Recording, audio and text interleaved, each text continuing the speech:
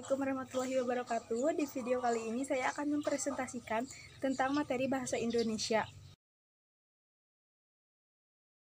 Pertama, di manakah latar waktu pada kejadian tersebut? Latar waktunya yaitu di zaman Raden Wijaya pada zaman Kerajaan Majapahit. Latar tempat dan juga latar suasana. Latar tempatnya adalah di Kerajaan Majapahit itu sendiri. Suasananya menegangkan, ada pertentangan dan juga ada persaingan antara istri-istri sang raja. Peristiwa yang ditemukan, Raden Wijaya menjadi raja, mempunyai senopati yang sangat setia, memiliki 4 orang istri dari raja sebelumnya, dan juga mempunyai 1 istri dari kerajaan Melayu yaitu Darapetak, mengangkat Senopati Nambi, dan juga ada pertentangan dari Ronggolawe kepada sang raja. Ada dalam cerita Raden Wijaya, seorang raja yang sangat arif, Ronggolawe seseorang yang sangat setia kepada raja, namun menentang raja untuk mengangkat Senopati Nambi. Ada Dyah Trimbunan, Sang Permaisuri, dan juga ada Dyah Nara, ada Dyah Gayatri, sang istri yang cantik jelita. Lalu ada Darapetak, istri tersayang raja yang menggantikan posisi Dyah Gayatri sehingga Dyah Gayatri sirik pada Darapetak. Lalu ada Senopati Nambi.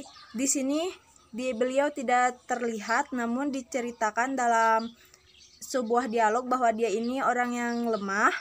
Lalu ada Dewi Sri, sang istri Ranggolawe yang selalu setia untuk mendampingi Ranggolawe. Di bagian apakah novel ini menjadi bagian sejarah?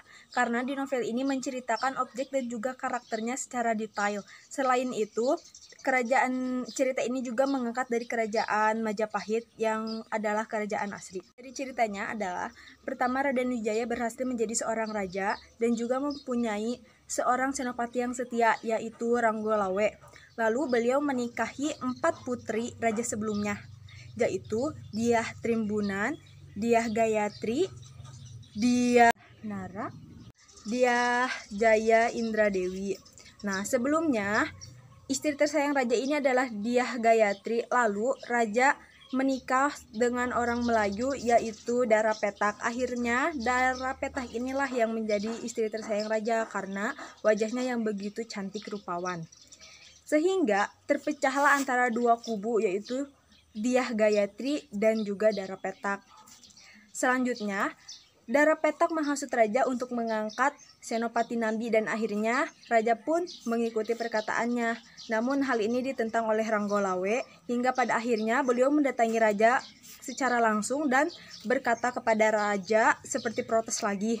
Namun raja yang arif ini tetap menghadapinya dengan bijak. Meskipun para senopati lain tidak setuju dengan kelakuan yang dilakukan oleh Ranggolawe ini. Hingga akhirnya Ranggolawe menceritakan bahwasannya si Senopati Nambi ini tidak cocok karena dia adalah seseorang yang lemah. Namun raja menjelaskan bahwa semua keputusan yang diambil raja adalah keputusan yang paling tepat dan juga paling baik yang sudah tentunya dipikirkan matang-matang oleh raja. Terima kasih. Wassalamualaikum warahmatullahi wabarakatuh.